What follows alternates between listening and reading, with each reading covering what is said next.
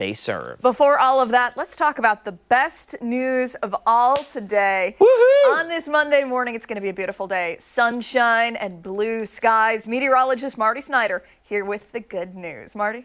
Oh, thanks, guys. Yeah, beautiful day coming up for us. That sunshine is going to hold on pretty well already. We've been seeing a lot of it, mainly clear out there. And I think that'll be the theme for a lot of the day. So today's pretty much going to be the best weather day of the entire work week. So helping to make Monday a little bit better across the area. We're starting with numbers mostly rising back into the 40s right now. And we'll see these numbers continue to increase pretty well as we head through the rest of the day.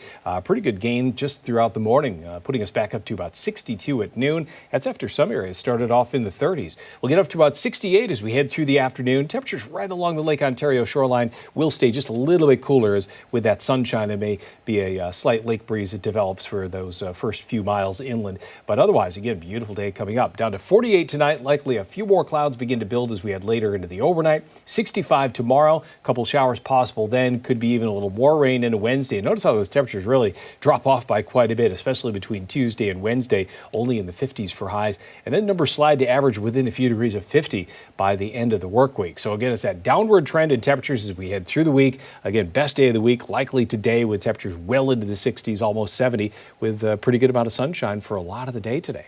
Excellent news. Listen, I am stoked about the forecast. I want to open the windows, drive home with the windows open the doors at home, just soak it up while it's here. Yeah, absolutely. Yeah. Looking great. Yeah, sunshine all the way straight through the afternoon. We like that. Thanks, Thank Marty. you, sir. Let's go off the top. We'll start with some of the things that have piqued our interest this morning. I'll begin today. How have you been? A little stressed, a little overwhelmed? Yeah. Yeah, me too. Just in general. Yeah, life can be pretty overwhelming these days. Persistent cell phones buzzing with emails, texts, and social media notifications. The hustle and bustle of being on the clock, with many companies demanding employees work harder and faster than ever. And traffic, which seems to be getting worse and worse lately. Road rage, distracted driving, those stupid potholes out there. You deal with all of that, and then you finally get back home. Or your apartment, right? And you know what is waiting for you on the other side of the door. More responsibilities, getting the kids fed, helping with homework, taking care of the angry cat and the anxious dog. Dinner needs to be made, you have to squeeze in a workout at some point, and then you're supposed to hurry up and relax before you have to go to bed. All to just do it over and over and over again until you die. Sorry, I know it sounds a little bleak, but it's the reality for many of us. Some now are taking a few minutes out of their day to simply not deal with it. Psychologists, according to the AP, say more and more people are just sitting in their cars when they get home from work, taking a few moments to unwind. Some scroll on their phones, some sit in the silence, others just zone out and meditate. Now, let's be clear. Doctors say this is good for your mental health as long as it doesn't become avoidance.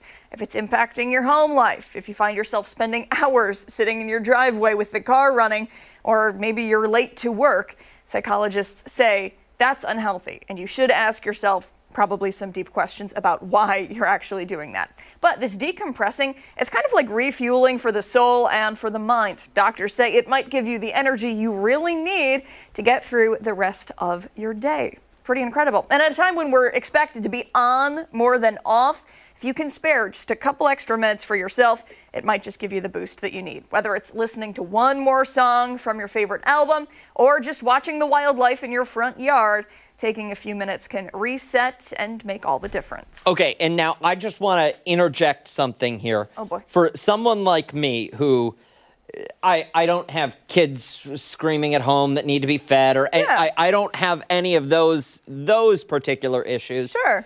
But I was just mentioned 10 minutes before the show when I was up in the front office that I want to go back to doing meditation. Because when we first started ARC Rochester, I would take my little break time and I'd go and meditate in Studio B. Because, I don't know, I just found it beneficial. Yeah. And to describe what kind of benefit, I don't know, maybe less stressed, just more, I tolerated myself more likable maybe. I don't know. Okay. I appreciated whatever the benefits were, whatever the effects were when I was doing that. Yeah. And I think I need to go back to it. So listen, I'm not going to judge any of these people for doing that. I think that's great. No. And I mean, hey, even like, you don't have kids, neither do I. You don't have, some of those other I responsibilities. have screaming cats. The screaming cat, he kills me every day. first thing I hear when I walk through the door, and then the dog's having a meltdown. Licking the couch. Yeah, she always does. But you have other responsibilities, right? So like you're thinking to yourself, okay, I know I need to switch the laundry over, and I know I need to do this, and before I can relax, I have to do this. At least in my mind, very type A and irritating. Like that's what's waiting for me before I can sit down and relax. 100%. You have to execute all of these things before you're allowed to give yourself the time to sit down. And then if you sit down and think to yourself, oh boy, forgot this, you have to go and do it then. Yeah. You can't relax until it's done. I was thinking while I was writing this morning about the holidays. And we throw a big Christmas party every year for our friends, and then we usually have Christmas with the family, and it's always like a very chaotic time. I distinctly remember doing like all of my Christmas shopping, all of the food shopping, and I got home and I did sit in the car. It was like 25 minutes where I just sat there and I was thinking like, I need to go inside. I need to unpack everything. I need to start doing this. And I just could not bring myself to do it. Listen, I don't think there's anything wrong with sitting there and just existing. Sure. And enjoying that for 10 minutes before you go in and have to deal with more stress. Does totally about it. Yep. All about it. All right, let's move along to mine now. This morning, I want to talk about a tourist attraction down south that's causing a lot of controversy. It's called Sloth World. It was planned to open on International Drive in Orlando, Florida. You know, the family-friendly place of Disney. You might be thinking, okay, what is a sloth world? Well, it's a slotharium where tourists can see sloths up close. Here's the issue, though. It never opened. Here is what state records show. The owner, Ben Agresta, imported wild-caught sloths from Ghana and Peru and held them in a warehouse near Orlando while preparing to open that attraction. However, according to Florida Fish and Wildlife Conservation Commission records, the warehouse lacked reliable electricity and running water. Space heaters repeatedly failed. The cages did not meet minimum legal requirements, and the facility was never approved for animal use. Between December 2024 and February 2025, 31 sloths died there. Another 24, well, they're unaccounted for. The owner says an unknown virus was responsible for these deaths. Florida Fish and Wildlife only issued this owner a verbal warning. No citations, no penalties, nothing. And then last week, the 13 surviving sloths were transferred to the Central Florida Zoo. They arrived dehydrated and malnourished. One remains in critical condition. Sloth World is now filing for bankruptcy and will never actually open. The reaction online has been swift. Here are some of the comments. One person wrote, "We learned nothing from SeaWorld. This country never learns. We just repeat atrocities." Another said, "Wild animals belong in the wild. Until it is illegal to use them for profit tourist attractions, boycott these places." A third asked why they were allowed to import wild sloths in the first place. Who approved this? And perhaps the most direct comment of all, why the hell does Orlando need a sloth world? Now, as of this morning, no charges have been filed against Agresta, but one Florida rep called it unacceptable that this behavior does not lead to criminal charges. Agresta previously called the records detailing these deaths completely fiction, but then just stopped responding to press inquiries entirely, shutting down his website and all social media accounts. There's got to be justice here. Oh, for There's sure. got to be justice. It's so sad. I mean, you think about sloths, right? Yeah. They're slow, they're sleepy, they're happy. All they want to do is eat and take a nap and, hang out in their trees. and hang from one branch to another. Yes. And they want to take their sweet time doing it. Yeah. And it just, I will never understand why anybody would think that that was decent treatment or acceptable behavior. No, not at all. Not at all. The fact that 31 died in his care and 24 are unaccounted for. You just lost 24 sloths too? It's not like they ran away. Honestly, if I'm having to speculate here, I'm going to say those 24 other sloths also died, and we just don't want to admit it. We don't want to tack that onto that number because then it gets too big. And valid point there from the person who wrote in, why does Orlando need Sloth World? Yeah. They don't. They don't. No. Nobody needs Sloth World. You know where those sloths belong? In the wild. Yeah, they do.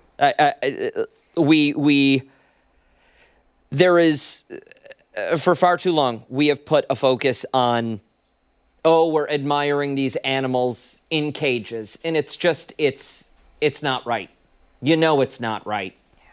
Stop showing up. Stop supporting those organizations that do this. And, I mean, to go off another Don't go to the zoos. That somebody said, it's just like SeaWorld. Yeah. Right? Like, what made this person think this would be any different? Well, it's literally what is happening in Marineland right now, where you've still got 10 orca whales and no one's watching them. No one's caring for them. Yeah. It's wild. It is wild. Yeah. That's all. It made me angry. Okay. All right. Hey. The day's going to get better because it's going to be sunny. It's going to be warm. Yeah. We're going to do a little meditation during the break. We are going to meditate. Oh, my gosh. Can we? Yeah, of course. Okay, let's do it. All right. We still have much more to come here on ARC Rochester. When we come back, we're going to check in with Chris Lopez. He's live this morning taking a closer look at new homeownership opportunities. And don't forget, you can take us on the go wherever you are. ARC Rochester is streaming live on the 13WAM YouTube channel and foxrochester.com. Don't go far. We're back on the other side of the break.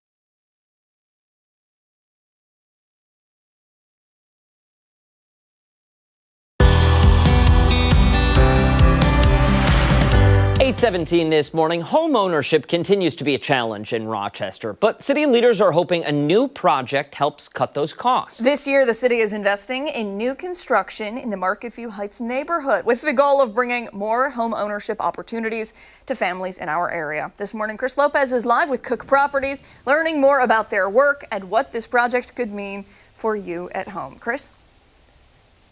Hey, good morning, guys. Yes, Cook Properties owns the contract to build on those 7 plots of land. It'll be initially 9 homes that are going to be similar to this, similar in size, similar in width.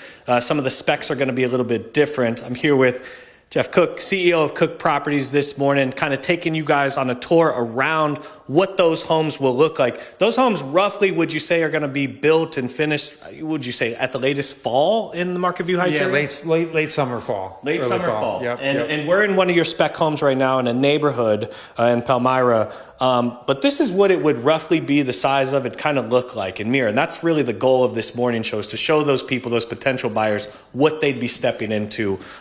So we'll kind of give people a tour and a lay of the land. Let's start with the kitchen. I mean, it's beautiful. Yeah, nice open, wide open kitchen. You got an eat-in area. Also have a nice island for some stool and some sitting areas and prep area. Full stainless steel appliances, built-in microwave, and built-in hood. LVT luxury vinyl tile on the flooring. And how wide is this home? This is 28 foot wide. 28 foot wide home. And I keep saying this, the misconceptions about a mobile home and a manufactured home.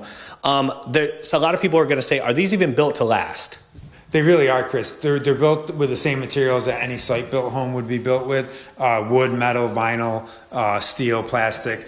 It's really just how they're maintained. As long as they're maintained the way that they should be maintained, they'll last they're a 100-year home all day long. So. And this community that we're in is a 30-year community. That's correct. Looks like it's brand new when I came into here. Let's show people more of the house in here. 3-bed, 2-bath, I believe? That's correct, yeah. Okay. Yeah, 2 full baths. Here's one of our smaller bedrooms for a kid or perhaps a den or an office. And then over here. Yep, got our secondary bathroom, full bath. Bathroom is going to be in here. Now, this is definitely for a family. Is that the goal, is to have a family move into it in Market View Heights? It really is, yep. Definitely families in the city. Those will also be 3 bedrooms, 2 full baths. And those are going to go between $165K and $175,000 roughly. Correct, And then now we're in the master bedroom here. Master bath, master bedroom, full master bath behind you, walk-in closet. Can we show people in here? Take a look at this. I mean, this is a gigantic bathroom. Giant shower over here. Looks incredible. Good finishing, good quality on everything in here too. Just kind of hitting everything and making sure that it's good and it doesn't feel like a mobile home. I've been in a few mobile homes. They feel very plastically. This isn't the case. No. These are the same finishes that you would find in a site-built home. And then in terms of the longevity, people are going to say, is it heated? Can I survive during the winters? Is that all going to be? Yeah, all the manufactured homes are fully Energy Star rated, full insulation, all 2x6 wall construction, high energy efficient furnaces and windows. And what's the goal? You have the rights to the 7 lots, the 9 homes. But you're a business, right? You're looking to make money. Correct. And you're roughly going to profit, I think, $10,000 off of each. Plus or minus. Plus or minus. If we break even, we'll be happy. Yeah. Okay. 10 is the goal. And then what's the ultimate goal, right? 9 sold homes is really good for a few families, but that's not a success story in terms of home affordability. Yeah. It's really a drop in the bucket, Chris. Yeah. We're looking to do at least 100 homes a year in the city of Rochester, in addition to other cities along the thruway. We just want to be a part of the solution to provide more housing for families. And then those homes at Market View Heights, I got that right, 165 to 175? That's correct, yep. Okay. Yeah, 3 bedrooms, 2 baths, about 1,500 square feet. Okay, I'm going to send it back to you guys in studio. We're going to remain inside this home here and show you guys the backyard, and we're going to talk more about home affordability coming up next on ARC Rochester. Chris, quick question for you. The home prices you were just quoting, does that include the plot of land? Yes, that does. I believe the city bought the plot of land, right? And then you guys get the... Correct. They were city-owned lots that we're in the process of purchasing from them. There we go. Got it. All right. Very good. Thank you, sir. When ARC Rochester returns, it's time for this morning's weather trivia. Meteorologist Mark McLean will be with us on the other side of the break.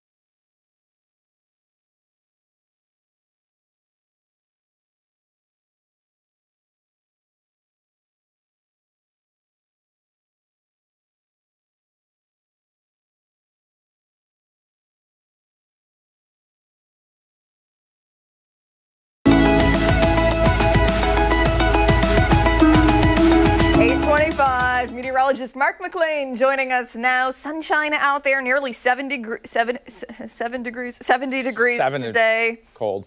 Too cold. 7 is a little too Yeah, chilly. we'll add a 0 onto the end of that. Yeah. Yeah, it was cold this morning. There was frost all over everything out by us. Well, on the windshield and, the grass, it was above freezing, so, no threat to anything out there. But you know what it was on this date back in 2017? Ooh, 2017. What were we doing? 2017. Go back through the phone. 9 years ago. Photos on the phone usually helps out. 9 years ago. What was going on 9 years ago? Had you started here yet? I was not here. Not here. No. It was 8 years, no? 9 years. No. Yeah, it's 9. So 2016. Yep. you were doing a tour of the studio. You might have been. No. Was that year or 16? It was 16. 16. Okay. What happened? What do you mean? Weather-wise, was it hot? It was hot. Yeah. It was hot. We have a record high. 90? Some video too. Maybe the video. No, we'll do that after the trivia.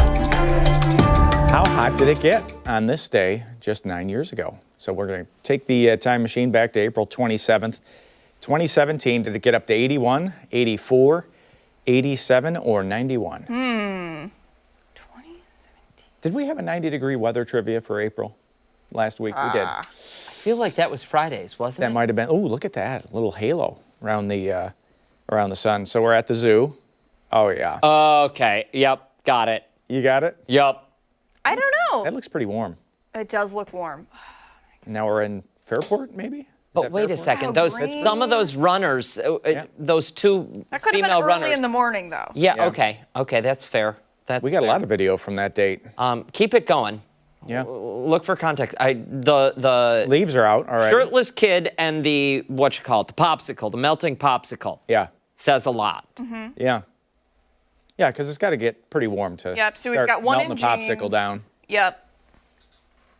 I think I might know. All right. Look, He's I've got a guess. an gotta educated guess. Got to guess. Okay. We'll have the answer at 9 o'clock, of course, right here on ARC Rochester, and take a look at just how warm it got. All right. We might have a fun video at the end, too. We'll see. At the end of the show today. We'll see. Okay. Only one day out of the last 7, but it just wrecked Saturday, didn't Yeah. it? Whoa. Yeah. I mean, that was not great. Yard was a mess. It's totally saturated. I mean, it's like when you put your shoe down in it, you hear the, Yeah. and you see the water percolate up, and not great. Here's your time lapse. Watch the sunrise this morning. Always nice to see. Lots of blue sky out there. So this is one of those fantastic late April days to do just about anything you want to do. Hang the laundry outside. Give the dryer a break. Take the long walk. Get the run in. Looking pretty good out there. We started at 37. We're already back to 45. West-southwest at 5 miles per hour, but unfortunately, the temperature is on the way down from 68 to 65 to 55 by Wednesday. Average is up to 62, though, so that's pretty nice. And high pressure keeping things nice and quiet for us for the short term. There's the next system out in the Central Plains near the Mississippi Valley there, and that's going to be moving towards western New York tomorrow. So our weather fortunes change as we move ahead. There's the rain, and that rain starts moving into the picture there. This is Tuesday morning. Not going to be a washout, and the system is weakening on its way into, so we're not at threat for thunderstorms or anything like that. Just a couple of passing showers. It's not going to be a washout by any stretch for Tuesday, and just enough rain to notice, but not enough rain to really even clean the pollen off the windshield of the car. It's a few hundredths of an inch there, maybe 5 hundredths. So it's enough to notice, but it's not going to be one of these clean everything off, scrub everything down kind of rains. It's going to be cooler lakeside today, 62 at lunchtime, upper 60s to near 70 by 4 o'clock. Later tonight, we're going to see that number drop back into the upper 40s, partly cloudy. Not quite as cool as it was out there this morning. Some spots may actually hold closer to 50 for the overnight. And on the 7-day forecast, we've got some showers around, again, for Tuesday, colder for Wednesday, and that's going to be the trend towards the end of the week. We'll see these numbers in the low to mid-50s. Still a little cool on Friday, low 50s at that point, some spotty showers around for Saturday, and upper 40s into the weekend. So, yeah, I mean, probably not what you hope for on a weekend this time of the year, but, altogether not a washout. We were really banking on, having an enjoyable first weekend of May. I know, it's already the first weekend of May, right? So that means that the growing season is only 2 weeks away, which means that the garden outside over here, we're going to have to start prepping it. Yikes. So Did you bring the gloves in? Mother's Day. Oh. Is that when I'm allowed to move my plants outside? Some of them. Some of the hardier tropicals can probably go out at that point. But gonna need some help digging out some of the soil out there. Guys got a background in this kind of thing? Well, how much do you pay? Well, Yeah. Times are tough. No They kidding. certainly are, No which is free why we're labor. charging. No free labor? Okay. No. Can't rope them in. We've unionized outside. Ashley? Me? No? I can't get anybody? Ashley's busy. No help? You might get some help. Ashley couldn't pick a shovel out of a line. Oh, So no. mean. We're going to be repotting one of Selena's plants this afternoon out there. Oh, nice. She got a string of pearls. Oh, and we're putting it in the garden? Not yet. She wants to just get it repotted, have a nice pot, and I'm going to help her out with that. So, Take a clipping for me, ooh, will you? it'll root, right? It I've does. never tried that with It does. String of Yeah, pearls. yeah. It does? Yeah, Ooh, absolutely. good idea. Yep. It's fun. Those are fun. Hey, don't go anywhere. We've got a lot more to come here on Arc Rochester. We'll be right back.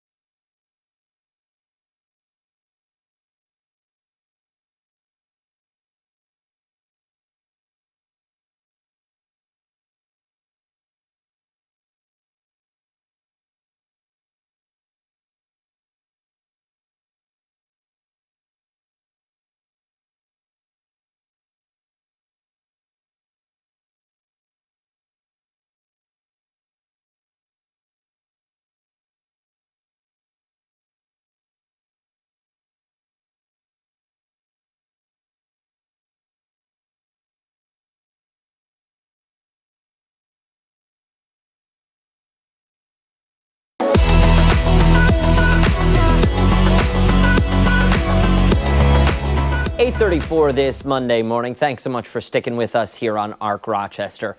We want to take you behind the story now. Today, the man accused of opening fire at this past weekend's White House Correspondents' Dinner is set to appear in court. It comes as we learn more about his supposed motive for pulling the trigger. National correspondent Kayla Gaskins has more.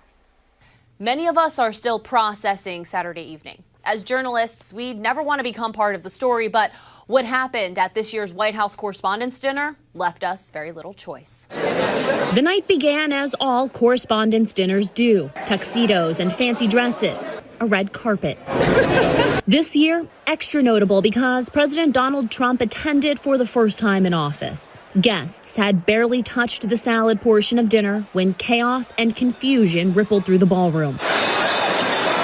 President Trump and other government officials whisked out of the room by Secret Service and law enforcement. I took this video of the initial moments. Everyone dropped to the floor and took cover under tables or wherever they could. There's loud booms, crashing sounds, plates, silverware, everything flying all over the place. Directly next to our table, Congressman Jamie Raskin jumped to shield Kerry Kennedy, RFK Jr.'s sister. You know, I thought immediately about Kerry's situation, having lost her father in gun violence assassination and her uncle. After several minutes that felt like hours, the crowd learned the gunman had been apprehended and the coast was clear. It turned into a night that neither of us thought was going to happen. We'll give you a quick scene setter though first. Washington behind us, you can see the guests from the White House Correspondents' Dinner all leaving. There's the first responders. There's the security line. About 2 hours later, the president gave a late-night press conference. Everyone in the briefing room, still in tuxedos and ball gowns, having gone straight from the dinner. This was an event dedicated to freedom of speech that was supposed to bring together members of both parties with members of the press. And in a certain way it did, because the fact that they just unified, I saw a room that was just totally unified. It was in one way very beautiful.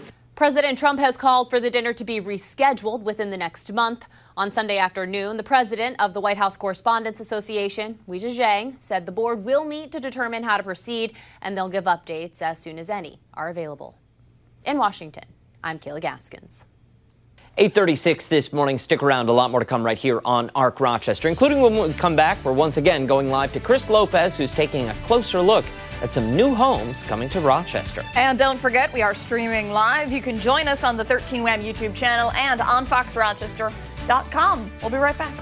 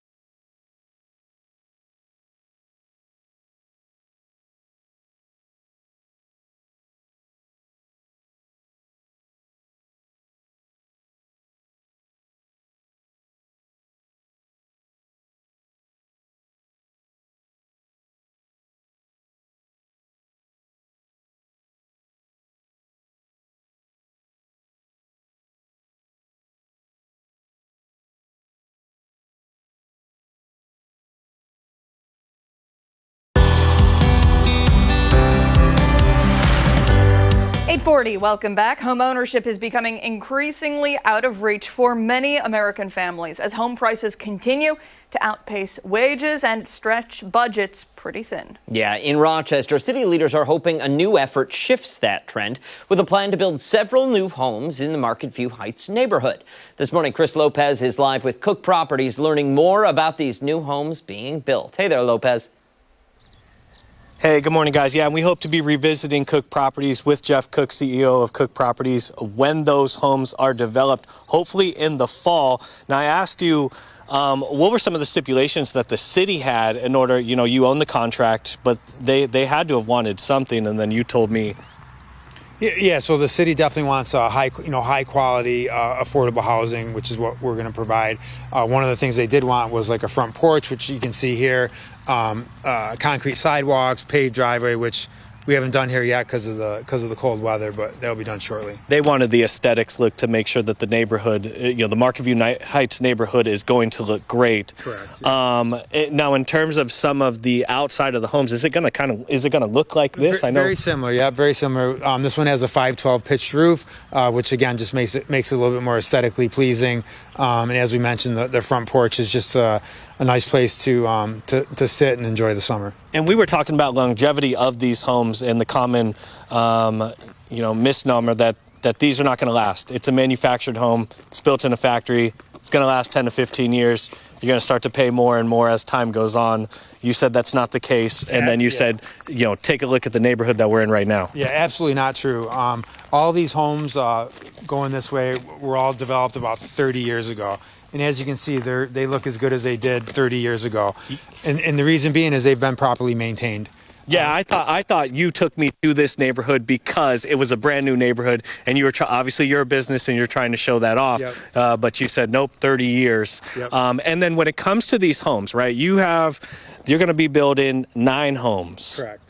What's the ultimate goal at the very end? You want more contracts to it, but would you ultimately want a city in Rochester to kind of mimic what we're seeing right now? We certainly could do that. Within reason. It's Rochester. This is Palmyra, so it's different. Sure. No, we just want to be a part of the affordable housing crisis that we're having right now. Yes. We want to place at a minimum 100 homes a year in the city of Rochester, again, just to help families, kids and families to have their own home. I was going to ask you, what if you do get that, 100, 200, 300, and it forms a partnership over the next years. What do you think that does for families? I mean, you said it yourself, crisis. Yeah, it grounds them. It gives them a chance to build equity in a home, generational wealth, just to have a place to go and have housing security that some families may not have. And then do you think that this is the way going forward? I asked you, where do you see the housing market going 10 years from now? You said it's about $500,000 to build a stick-built home on a piece of land. Yep. And then it's going to take a year from the time you buy that plot of land to the time you move in. This is significantly less time. Do you think that this is the new way? I really do, Chris. I think most housing is going to be factory built in the very near future. Site built housing is going to be a thing of the past and done in a very, very small number of instances. It's either going to be modular or manufactured housing. And then how long does it take to get, I said a year for a stick built home. Yep. How long does it take for this? For a manufactured home, we can have it ready in 90 days. 90 days from the time you get that plot of land to the time you step in that front door with the keys? Correct. Yep. Okay. Yep. And then I look to revisit you in the fall, hopefully, to show one of these or similar one of these homes in the Market View Heights area. For now, I'm going to send it back to you guys in studio. You can check out Cook Properties and learn more about them on our website, 13WHAM and Fox Rochester. For now, I'll send it back to you guys in studio. Nice and sunny to be outside today, Absolutely too. gorgeous. Looking good. All right, Lopez. When ARC Rochester returns, we're looking ahead to an upcoming soiree. It's celebrating one local nonprofit's 20th anniversary. We'll tell you more on the other side of the break.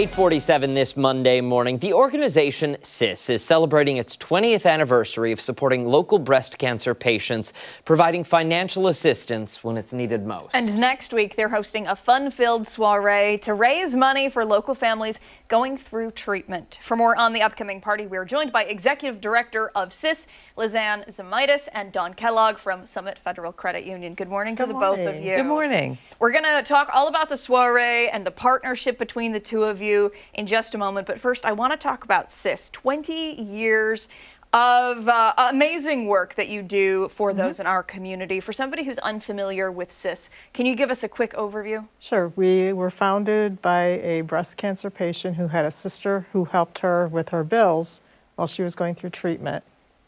And it snowballed and created this organization. And since then, we have been providing financial grants to local breast cancer patients. We've raised close to $1 million and provided the grants to them. And with everything being so expensive now, there is a real need for us to help the patients out, because financial stress when you're going through a cancer treatment is really, hard. And, you're going through treatment, that's hard enough. But then when you've got the financial stress on top of it, and it's usually the breadwinner that's going through the cancer treatment. So we hope to alleviate some of that stress by giving them the check. We make the check directly to the patient so they can use it for co-pays, or if they need to pay rent, they need gas for their car, or just to buy groceries for their family. Just the everyday needs that we all take for granted. They need help with that. And that stress is something that they should absolutely, that should be the furthest thing from their mind. Getting better should be their only priority. Right. So it's incredible to see an organization step up like that. We love that. How did Summit Federal Credit Union get involved? Well, we support about 180 organizations throughout our footprint each year, and several of them are cancer-related organizations or organizations to raise awareness for cancer, including the Rochester Regional Health Mobile Mammography Unit, which is another organization that we sponsor. But I personally have known about Sis for 20 years, and when I was approached and I brought it to our team, and we said, yes, we'll definitely support this wonderful organization. It's been around for 20 years. Does an amazing job of supporting people who are going through treatment and their families, and of course we'll support. So we are delighted to be the presenting sponsor for this year's soiree. All right, so we've got Summit Federal Credit Union on board. We know about the great work that Sis does. Tell us about the soiree. I'm sure it is going to be a lot of fun. It's going to be held at a relatively new venue, the Carlson, which is right next to Comedy at the Carlson. It's a beautiful space. We're going to be having casino night, which is, fun times for people to just take their fake money and gamble and then turn it in for raffle tickets. And we're going to have every hour, we're going to be doing a live raffle for some big ticket items that we have lined up. A buffet dinner, we will have that as well. So we've got quite a few things lined up for it. And we just want the community to come out and support the organization. We've invited some of the social workers that we deal with on a daily basis with the cancer patients, and a couple of the patients that we've helped as well. So hopefully they'll be able to attend. And this is happening next Wednesday, correct? Right, May 6th. Okay, for someone sitting at home who says it sounds like a great time, I want to get some tickets, do they just show up and get them at the door? Do we need to purchase in advance? How does that work? They can go to our website, supportsis.org. The tickets are available online, and we will be selling tickets at the door as well. Terrific. Now, you mentioned raffle items. If there is somebody who owns a business out there thinking, oh, I have some things that I can contribute, are you still accepting raffle items, or is that pretty much over at this point? No, we'll take raffle items right up until the day of the event. That's fantastic. Bring those raffle items in. Can you fill us in a little bit on what some of those big ticket items you said you have are? Or is it a surprise? It's a surprise. It's a surprise. Right. Okay. Well, you're going to keep us on the edge of our seats until next week. At 6 o'clock next Wednesday night is when you'll find out what the first one is. So every hour we'll be raffling off one of the big items. So very nice. Very good. And I'm sure that you are looking forward to this event, yes? Absolutely. So for us, it's not just about supporting with a monetary donation. It's also about being there.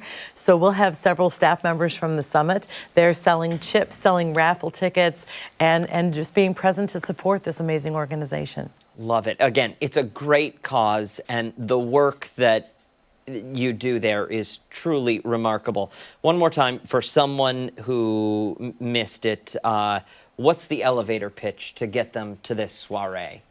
Everything is for your local patients. Everybody knows somebody that's gone through breast cancer treatment. So it's not a national organization where they don't see the money. If you donate to Sis, you're impacting somebody you know.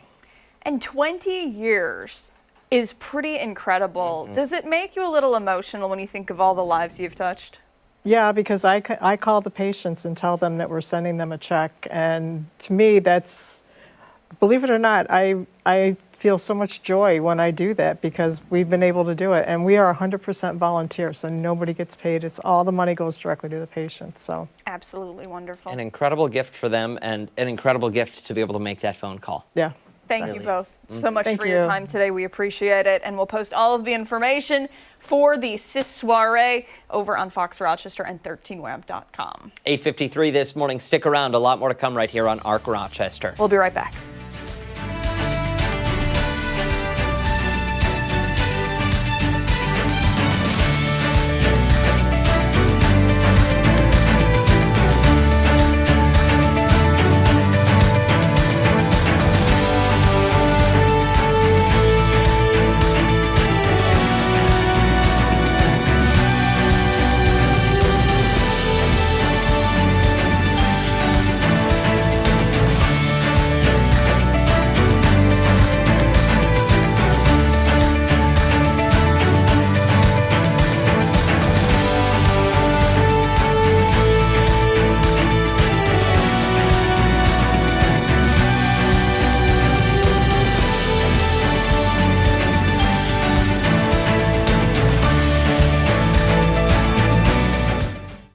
Weather Window, presented by the National Weather Desk. Picking up the pieces in Enid, Oklahoma after an EF4 tornado late last week. This footage shows one of the hardest hit areas of the city.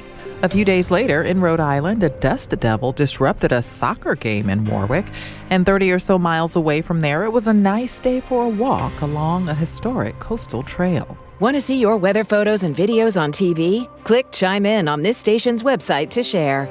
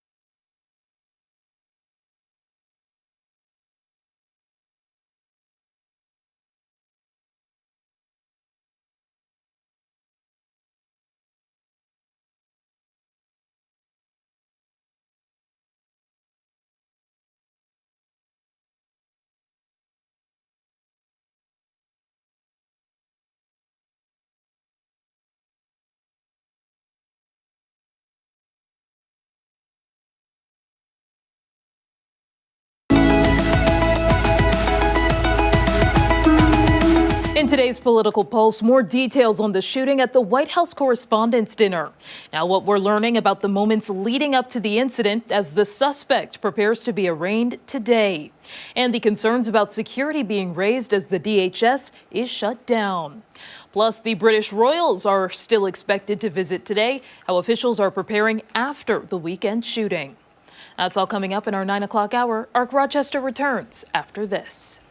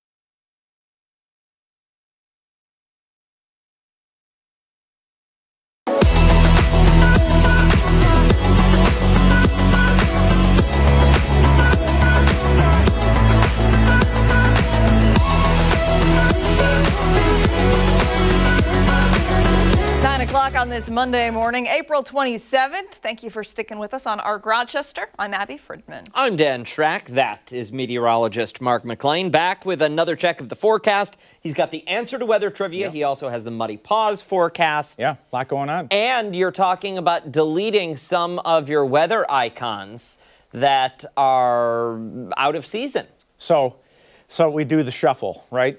We have we have 4 full seasons in Western New York. Mm-hmm. So this time of the year, we start loading in the severe weather graphics. So, you know, the tornado warnings, the storm warnings, the flood warnings, et cetera, et cetera.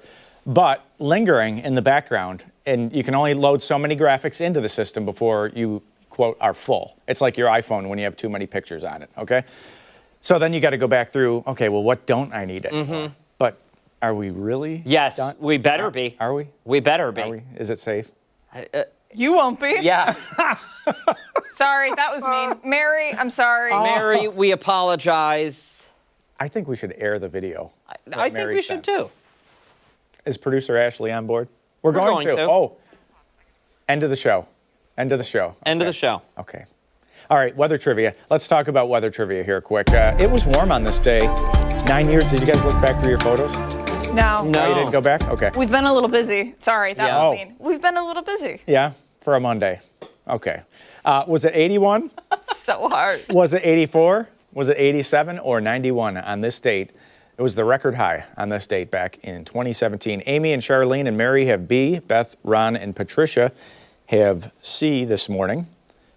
Our next page has David B. Thanks for the sun. I wish I could control it, Herb. Cassandra has C. John and Ian have D. Barb has A this morning. We've got Deborah B. Barbara A. I remember it well. Weather memory. Debbie B. KB, Allison, and Tom have C this morning. It's Barbara and Jim with B. Laura, Janet, and Rod have C. Sandra has A this morning. Our next page has Paul, Kyla, Sarah, Richard, and Eva with C. Cheryl B. Dave, Cheryl's husband, has A this morning. Frank's wife has C, as does Lisa and her dad. Frank has B. Another page. Barb, Diane, Mom, B. Kevin and Colleen, B. Diane has A. Is there another page? No way. David has B. Judy, David's wife, C. Love some of the commentary, too. You know, always some interesting stuff up there. But back to the real work at hand. Well, we saw the kiddo, right? The kiddo's got the we'll see him in a second. got the popsicle right here, and that looks like it's melting down a little bit. Kind of tougher. This is like a late evening, maybe run or stroll. Yeah, hard to say. Like the shorts, and then you got a sweatshirt on. But look how far ahead the trees are compared to where they are. Yes. So that's another tip that was a pretty mild start to spring. But that's not going to help us get this answer. I don't know.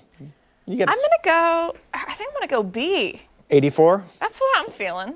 What are you feeling? See, from the moment I saw that popsicle, I thought to myself 91. Really? Yeah. Okay. Hey, listen. Oops. Wow, 87? Yeah, 87. That's pretty warm for this time of the year. So that's why you saw everyone out at the zoo there, you know, on the canal path. Always a fun spot to visit. And this one was for Dan. Read the one at the bottom. Rochester also set a daily record for snowfall on this date. In 2019, the city had 0.3 inches of snow officially. In 2019 on that date? Yeah. Wow. So what a range, right? How do you like that? Yep. So, you know, this time of the year can be hot or cold. And this morning was frosty, right? I had frost on the top of the car at the bus stop this morning, a little bit on the roof. You could see, you know, throughout the neighborhood, there was a little frost out there. You ever get frost buildup on your dome? Nope. I did. Listen, you're allowed to say mean things and I'm not. I did. We're trying to be better. That's right. I did get a scratch, trying to though, be this nice. morning. I know. You did. Mark comes over. It's not, but it's not on the visible part of he comes over and goes, "Is my head still bleeding?" Bends over. There's like a gash on his head. I don't know what I did. Who knows? You know, you never know. We have a downy woodpecker today. That's cool. Woody woodpecker. Muddy beak. Muddy, yeah. Ooh, I like it. You know, digging for worms. Yeah. What are they? No, do they just eat? They go. They don't eat the wood, right? They build through all the dead trees and all through. I don't know what they eat. They eat the little bugs in the dead trees, right? Maybe. Is that what they like the? What do they find so funny? Well, he wasn't real. Scan that code on the screen. 13 So Wham. stupid. It was a good cartoon. It was a good cartoon. It was fun to watch. 13wham.com/chime in. And we've got an array for this week. Lots of different picks coming for you. Today's nice and dry. The next 3 days, however, we'll have rain of, not necessarily a washout, but kind of here and there. The sneeze cast, this is as high as it's been all season. We're into the 600s now, so it's not technically very high. But if you suffer from seasonal allergies, it's still those three that are the culprits. The maple tree is now a big component of that. The sky, nice and blue, 51. That's already 14 degrees higher. What is it, 9:06 now? Sunrise was about 3 hours ago. So, you're adding on almost 5 degrees an hour. With that. Nice. It's nice. It's April sunshine. It's very strong. Dew points at 40, no wind out there. Unfortunately, the temps are on the way down the next few days. Mid-60s tomorrow, mid-50s for Wednesday. But for the time being, it's high pressure.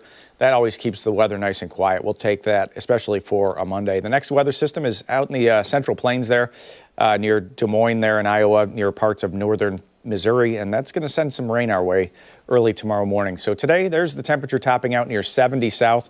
It's going to stay a little colder, lakeside as it always does this time of the year, with temperatures in the 40s and 50s. Some showers around for tomorrow morning and into the afternoon. That little line right there, that's the cold front. So we're going to get into the mid-60s, but after that little line right there moves east, then the temperature starts to scale back, and that's where that drop comes for later this week. And not a lot of rain. I just want to stress that part of the forecast. We see a few hundredths of an inch, possibly a tenth of an inch with this. So that's not enough to be memorable, but definitely enough that you'll notice it driving around. So the hour-by-hour forecast today, upper 60s to near 70. The sunset tonight, 8:06.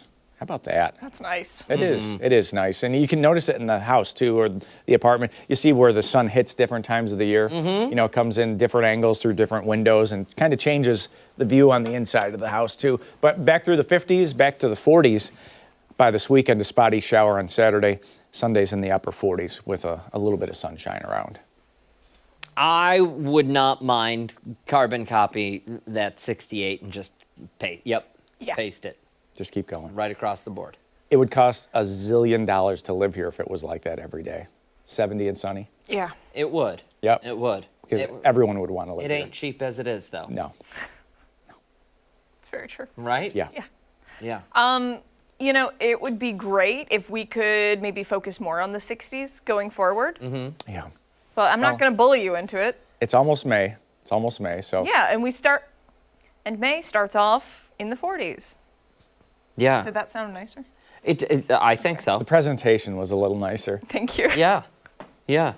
I mean, it had some colorful undertones, which mildly I think, aggressive. Mildly aggressive. Listen, I'll be honest. Mildly aggressive, I Abby. think people at home, they appreciate that. I don't know if they do, but No, they do. And listen, it was your New Year's resolution, too. It was to be a Be little, more mean. but in a nice way. in a nice way. In a nice way. It's usually just to stand up for people. I don't like. Yeah. I don't like the people I Advocacy. like getting walked over. Advocacy, Abby. Yes, that's what That's it is. better. That's Okay. what it is. She is We fighting figured it to out. end baldness. He's got to do it. He's just got to. I do. He's got to do it every day. We love you, McLean. Low hanging fruit, but it's so fun. I know. So fun to pick. Much more to get to here on Arc Rochester. When we come back, we are looking ahead to an upcoming free community workout. It's happening at a new Pickleball location. And don't forget, you can take us on the go wherever you are. Arc Rochester is streaming live right now on the 13 WHAM YouTube channel and foxrochester.com. Stick around. We're back after this.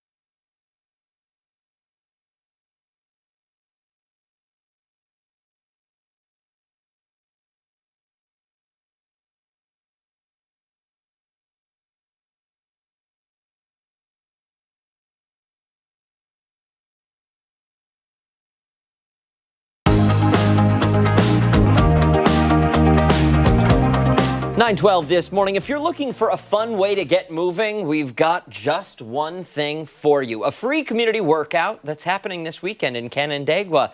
And it's all centered around one of the fastest growing sports around, pickleball. Yeah, Tall Trainer Jeremy Biernat and Floyd Rayburn, the owner of the new pickleball facility, in a pickle, joins us in studio for more on the upcoming event and the benefits to recreational fitness. Good morning to the both of you. Good morning. Good morning. Yeah. Good morning. Good morning. Yeah, so we teamed up. We thought it would be really fun. It's great. It's a beautiful facility, So it's got like 10 courts in there, And so whether it rains or whatever the weather's like on Saturday, we can run a really nice workout. And so we're gonna incorporate a little bit of pickleball so people can kind of see a little bit of that stuff, in there. But it's just gonna be a good general exercise thing. So you don't have to be like a pickleball player, to join on this. But it's gonna be just a fun way to get moving, and really, some of our exercise should be fun. Yeah. And that's really what pickleball. Pickleball is fun. It's a social sport. People come. We had a beginners league start in January, and it was for 8 weeks, and then we started it again in the first week in March, and that was for 8 weeks. And these people that never knew each other before they got there, now these 4 couples come every Friday night for dink and drink. Okay. Love it. So. Where did the idea to open this pickleball club come from for you? Well, I went to Naples, Florida, learned how to play about 5 years ago, and I was about 65 at that time, and a 75-year-old. I played against him right away, and I always thought I was a pretty good athlete. Well, he won? He took me to the cleaners. Yeah. You were in a pickle. Yeah, I was in a pickle. You were in a pickle going up against him. I looked at Desi and I said, you know what, this is something. So I started going to the local YMCA in Canandaigua and played there. Went to Geneva and played in one there too, and started playing. And there's just people waiting to play all the time. Paddles in the bucket. Nobody can find time to play. Well, it's really, really fun. I mean, it's, there's there's competitiveness, but it's also relatively easy. And it's social. And it's social, yeah. And women beat guys at it all the time, and that's it's a woman's sport. Yeah, it really is. You come on Wednesday nights. We've got the 4.5, which is a higher level. People playing. Yeah, and some of these women, and I'm almost embarrassed. I says, a woman beat me. Well, they do. Don't be embarrassed. Desi beats me all the time. Yeah, it's nice to have a sport that really that evens things off. It does. Really well, where it's not like you're playing something that the extra size or extra strength is a benefit. It doesn't benefit you that much. No, it's all finesse. It's where you put the ball. The best players, they're right at the kitchen line, just dinking it over. You guys were playing a little. Can we play a little bit? Should we demonstrate? I think there was enough room. I think we fit it in. I think we fit it in. Yeah. All right.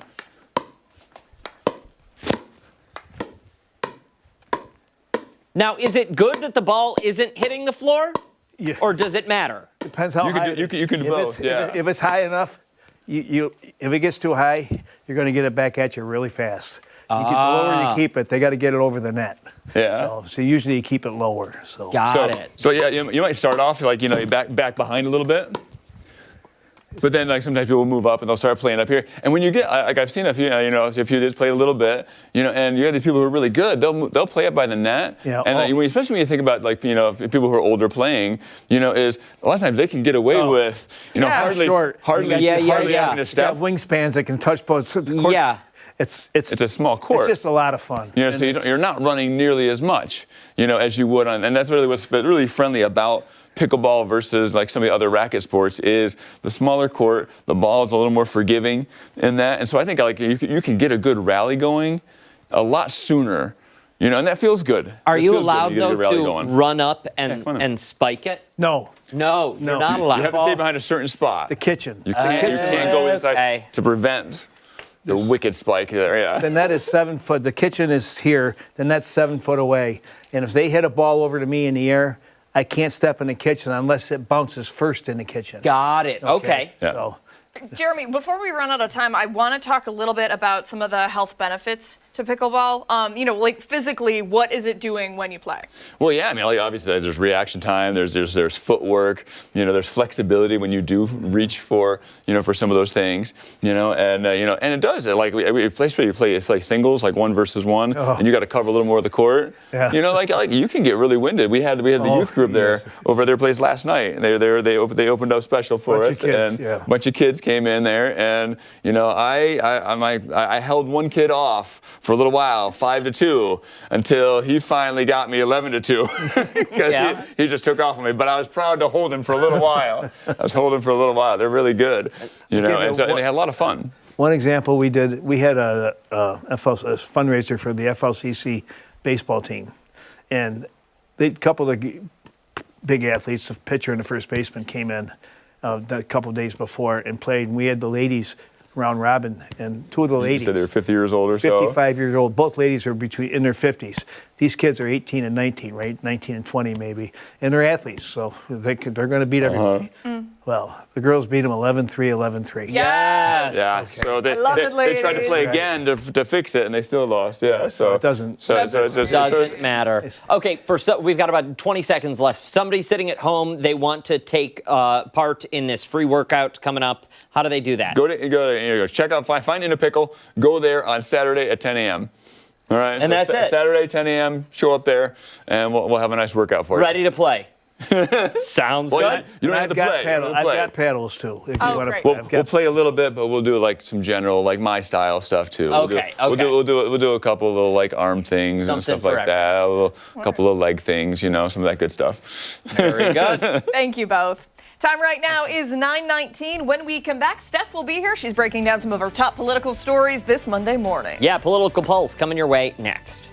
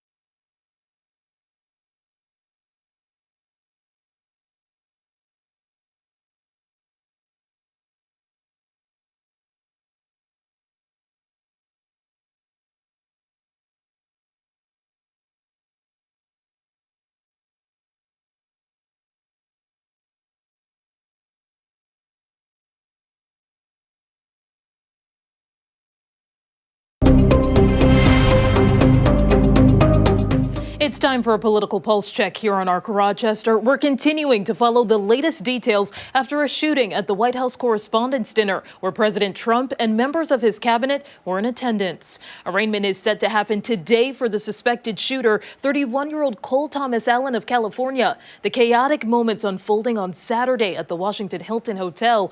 Officials say Allen bolted past security and metal detectors before opening fire. They also say he was armed with a shotgun, handgun, and multiple knives.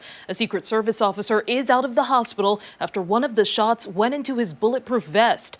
Moments before, President Trump was speaking to the entertainer for the evening, Oz Perlman. He says he didn't hear any gunfire. Less than a foot away from me, I'll never forget the image for my whole life, because I'm on all fours, turned like this. They bring the president down directly in front of me, and we just look at each other for about 2 seconds. And my mind, obviously, this is like a huge adrenaline, it's just like, oh no, are we about to die? And President Trump hopes to reschedule the dinner in 30 days, but Saturday's shooting is also raising concerns about security. The suspected shooter was a guest at the hotel and apparently sent notes to family railing against some actions from the Trump administration. Some lawmakers have questioned whether metal detectors should have been moved to the entrance instead of outside the ballroom. The shooting is also leading to renewed calls to fund the Department of Homeland Security, which has been without funding since February. Everyone praised law enforcement for their quick actions, but the Secret Service falls under DHS and they're unpaid. Democrats say their funding efforts have been turned down. Shutdowns, I've never been a big fan of those, and typically my party gets blamed for them. I don't think they're productive. In this case, I predicted that something bad's going to happen and somebody's going to have blood on their hands, and it's very irresponsible. We just don't want to fund ICE agents with the ICE raids against American citizens and against immigrants in ways that broke the law. But the Democrats have said that we will fund DHS as long as you separate that from the ICE funding, and we have done that many, many times. Meantime, the UK royals' planned state visit will continue as planned today. King Charles and Queen Camilla will be in the U.S. for 4 days. They are expected to meet with President Trump and the First Lady, with stops in New York and Virginia. There will also be a joint meeting of Congress. According to Buckingham Palace, the trip is meant to highlight the relationship between the two countries since America gained independence. But of course, our team's been in touch way through the night and will be through the day to see whether the events of last night have any change in our operational planning. And I'm very confident that Their Majesties will have the very best security throughout the visit. At least 3 people are dead after another U.S. strike on a suspected drug trafficking boat. This happened Sunday in the Eastern Pacific Ocean. You're taking a look there. U.S. Central Command says no U.S. military members were hurt. At least 185 people have been killed in these strikes, which began in September. And finally this morning, a North Carolina senator is now putting his support behind President Trump's pick to lead the Federal Reserve. Senator Tom Tillis previously blocked Kevin Warsh's nomination over concerns about the Justice Department investigating the current Fed chair, Jerome Powell. His term is up May 15th. Powell has faced growing pressure from the White House to lower interest rates. Last week, the DOJ dropped its investigation into him, which stemmed from renovations to the Fed's headquarters. Tillis said criminal prosecution was unnecessary. That was my problem to begin with, because I feel like there were prosecutors in D.C. that thought this was going to be a lever to have Mr. Powell leave early. If this investigation, which is now closed, had never occurred, we wouldn't be having this discussion. He would have been confirmed on May the 15th. Fortunately, I think, or by May 15th, I think we'll get there. And be sure to stay with ARC Rochester for your top political headlines. We are back after this.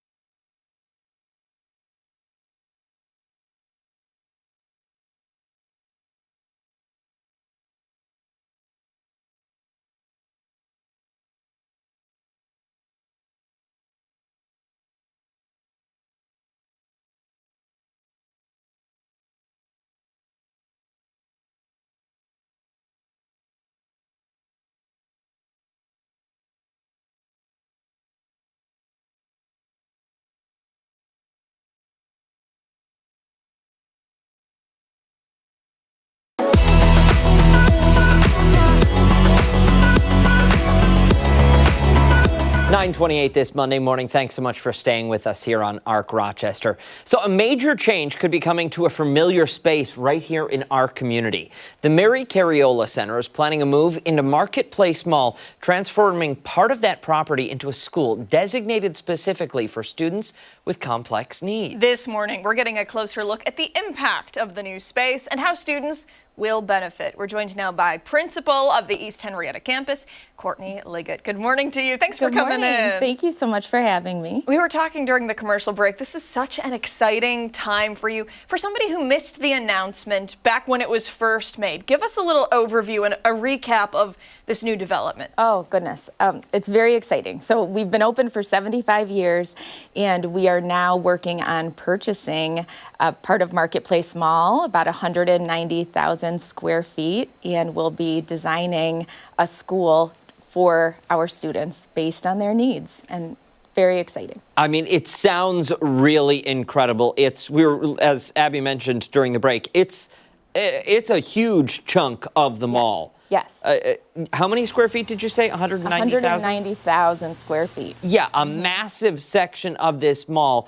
What will it look like once complete?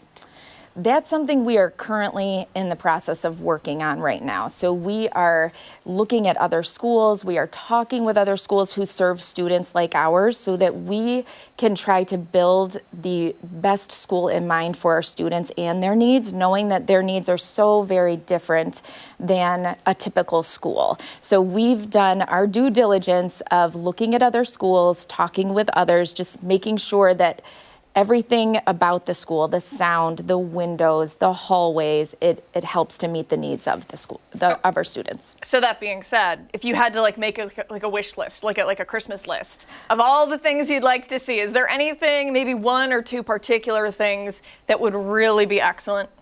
Well, yes, and thinking the building itself is part of the education for our students. So knowing that they will have our collaboration with U of R right next door to us, knowing that they will have some of their medical needs taken care of. There's other things that me and the leadership at Mary Cariola and our staff too have participated in lots of discussions about what will our sensory spaces look like and what will our sensory spaces sound like? What types of windows do we want? Do we want windows that are really high so that we're not distracting students? Do we want windows low to the ground? Do we want nooks in the classrooms? So we have had a lot of discussion with our superintendent and our president and architects trying to plan all of these things. And when would doors open? When would the first students sit down? That's a great question. So we are looking at probably at least 2 years out. Of course, it is going, things could change and things will take time, but hopefully in 2 years, 2.5. Okay. That's incredible. Yeah, quick work. Tell us a little bit more about the significance this would have in the lives of kids and other students in our area. Yeah. So we serve students, about 450 students between the ages of 3 to 22, all the way from districts close to Syracuse, all the way to Buffalo, and then down all the way to Bath. And so our students come to us with significant medical needs, significant needs education-wise. And so we take our space and we do make it work. Our staff do such a great job making the current space work for our students, but we spend a lot of time making it work. And so being able to design a space for them is just incredible. It's a really exciting opportunity to know that we will be able to spend more time on the education instead of on retrofitting a space to make it work for them. Go a little bit deeper. I'm glad you brought that up. Instead of spending time on making the space work for you, it's going to work for you because it will be prefabricated that way. Yes. What sort of work does that take off the table for you to give you more time to focus on students?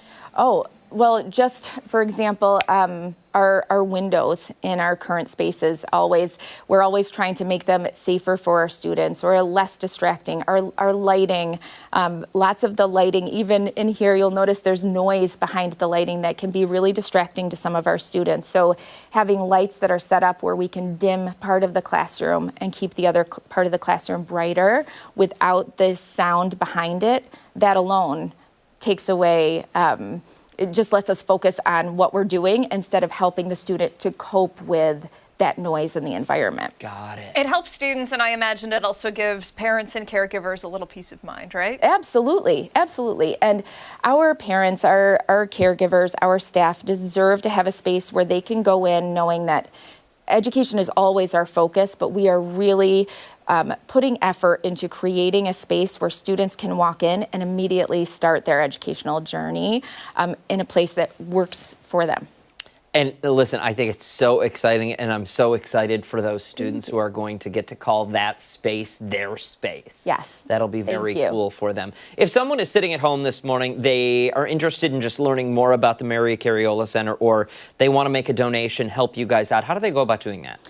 You can go to our website. It's marycariola.org, and we have you can call our main number and we can tour you. We can take you around, talk to you more about Mary Cariola and what our amazing staff do every single day, whether it's in our school or our residential homes.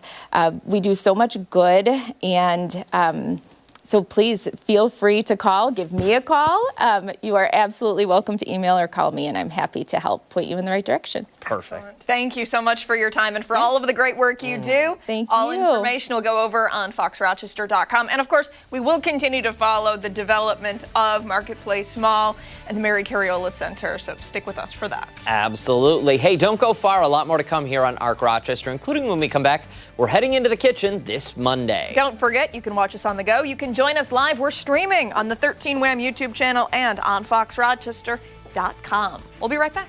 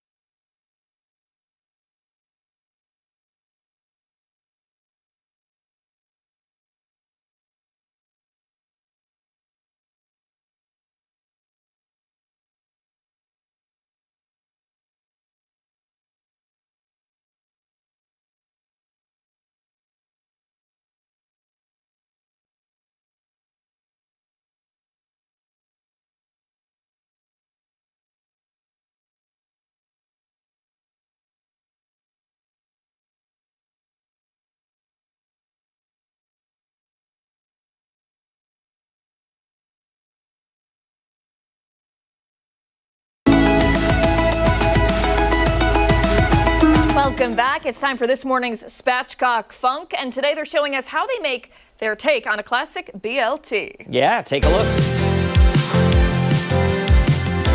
Welcome home. Spatchcock Funk, making one of our favorite home done dishes. These are our take on the BLT. Not just any BLT, the boombox BLT, because it's loud, strong. It's just how we get things done. So the BLT typically has bacon, check. Lettuce, we got that over there. Mayo, we got a special one to show you later.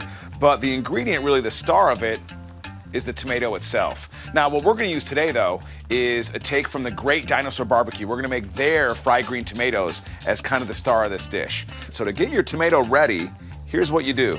Take a tomato corer, and first, pop the top off, because you know we like popping tops off, any top. And then core it right out. Once you've got your core out, get rid of that. What you wanna do is you wanna cut the ends off, because we don't want as much of that skin as you normally might in other things. Like you can use this in salsas and stuff, but get rid of that. And then you're gonna wanna cut it into 1/4-inch slices. Once they've been sliced, take some paper towel, take each ring and press it with a paper towel and get some of that excess moisture off. You're gonna see kind of the moisture come through. So do that with all your tomatoes. Now, once you've got that set up, we are gonna generously sprinkle some Creole seasoning on each side. We've got 2 eggs and a dash of ground black pepper. So we are going to really get that into the egg mixture. Then we're gonna drop it into some panko bread seasoning. So we have 4 cups of panko seasoning, 4 teaspoons of kosher salt, 1/2 teaspoon of cayenne pepper, mixed evenly. We're gonna press it down on both sides and really get it good and coated. Then we're gonna put it onto a wire rack. We're gonna put that in the fridge for at least a ½ hour, let the breadcrumbs set. Now it's time to fry up some bacon. And we are gonna use, as you always should in the sandwich, don't skimp, thick cut bacon.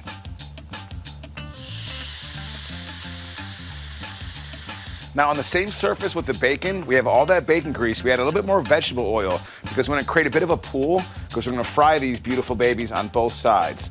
So they're out of the fridge. I'm gonna lower them on.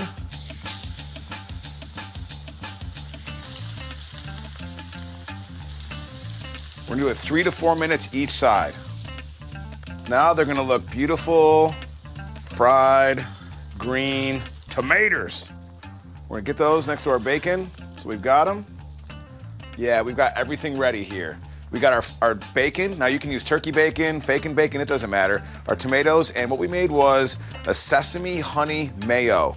Beautiful, simple, easy to use. So while we're getting this old BLT ready, the boombox BLT, let me tell you, when I was a kid, I saw on TV that Fried Green Tomatoes, the movie, was gonna show. I was so pumped. 2 hours of fried green tomatoes? It's about 2 women in a nursing home talking. Good movie, I like women, like nursing homes, but not as much as I like fried green tomatoes. So we're gonna put 3 good pieces of romaine lettuce, get some of that cool crunch on there. Then we're gonna take 3 tomatoes, put them right on there, and then 3 big, thick pieces of bacon. We're gonna take our top of our bread and take this mayo sauce and evenly, kind of generously get it all across the top. The boombox BLT. Dinosaur fried green tomatoes, bacon, goodness.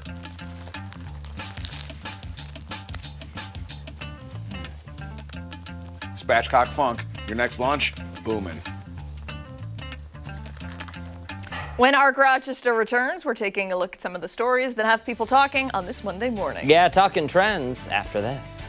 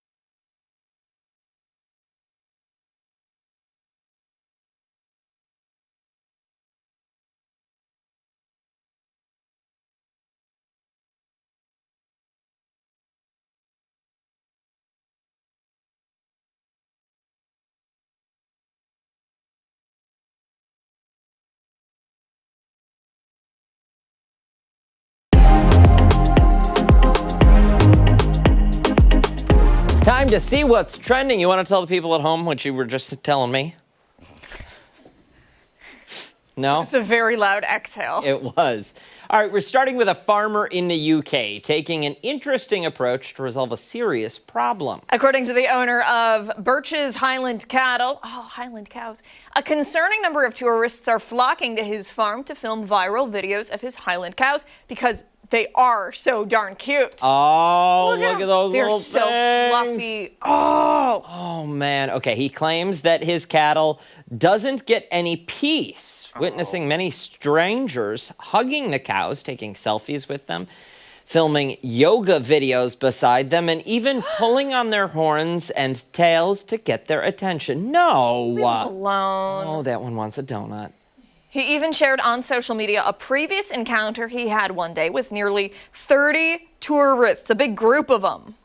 After exhausting every other option, the farmer explained that the only decision he has left is to make the cows less attractive. He explained his plan of crossbreeding the adorable cows, with a less attractive cow breed. Oh, the farmer told the BBC that he decided to choose the white-bred shorthorn cow since it lacks both the photogenic fluff and the horns that keep drawing the crowds. The debeautification process, he estimates, will take about 6 years. Not everyone in the farmer's family is on board. His grandfather, who introduced the Highland cattle in that area in the 1970s, is highly opposed. Yeah, people online are also speaking out about the story, some saying his grandfather spent decades building that herd. It took TikTok about 5 minutes to ruin it. Yeah, I mean, that's not wrong. Others are proposing an alternative to the farmer, saying they should start a business and charge people per photo. But that doesn't give the cows any peace. Yeah, it That's doesn't just help making the cows them at money. all. Exactly. Just, I don't know, maybe like, Let the cows be. Take a picture from a distance. yeah. Don't pull their horns or tails. Set you up don't like need to pet the cow. like a better fence, you know? Yeah. Where they can't like really reach through. Either way, ooh, sorry, eyes So, twitching. I know a couple of weeks ago we spent some serious time talking about looks maxing. I wonder what this is called. Is this is looks smashing? Mooing? Looks mooing? I don't know. Either way, they're so cute. I know. Don't ruin it. Don't, My eye is twitching. yeah, Just don't make them less cute. Mhm. All right, let's turn to a new app that can help you doom scroll. Social media going crazy over a new browser extension designed to force users off social media when they scroll for too long. I like this. It's called Cat Gatekeeper. The Chrome extension works like a digital break timer. When the designated timer goes off, instead of sending a notification or blocking the page, the app places a large orange cat over the top of the browser window, making it impossible to continue using the site until the timer ends. I love this. The app caught attention on social media after the developer posted a demo showing the cat walking across the screen and sitting in front of the feed. According to the Chrome Web Store listing, Cat Gatekeeper is described as the cutest forced break app and is aimed at helping people who keep opening social media without thinking, suddenly realizing an hour has passed, or they struggle to stop scrolling through willpower alone. Users can set their own usage limit and break time, and the extension only counts time while a supported social media tab is active. Does this work on my phone, though? Or is this Just the laptop right okay. now. If the user switches to another tab or another app, the timer pauses instead of continuing in the background. The page currently lists support for X, Instagram, TikTok, and YouTube, Facebook, Reddit, Threads, and Blue Sky. The app is free and has already several thousands of downloads.